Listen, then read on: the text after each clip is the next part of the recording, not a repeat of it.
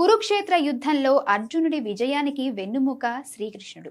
కానీ ఒక్క క్షణం ఆలోచించండి, ఒకవేళ ఆ పరమాత్మ కర్ణుడి రథానికి సారథిగా మారి ఉంటే యుద్ధం ఎలా ఉండేది? కర్ణుడు ఎదుర్కొన్న అతిపెద్ద శత్రువు అర్జునుడు కాదు, తన మనసులోని అశాంతి మరియు సమాజం వేసిన నిందలు.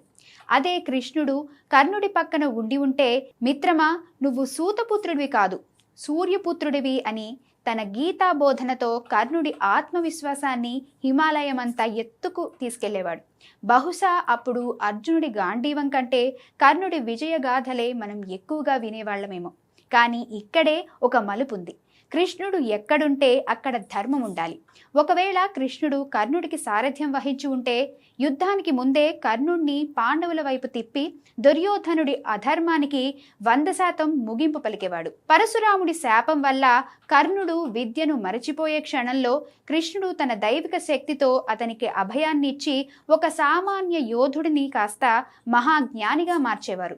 నిజానికి కృష్ణుడు ఎవరి పక్కన ఉన్నా ఆయన ఇచ్చే సందేశం ఒకటే: విజయం బాణాల్లో లేదు, మనం నడిచే ధర్మ మార్గంలోనే ఉంది. కర్ణుడు ఆ ధర్మాన్ని ఎంచుకొని ఉంటే లోకానికి అతనే అసలైన ధర్మరాజు అయ్యేవారు.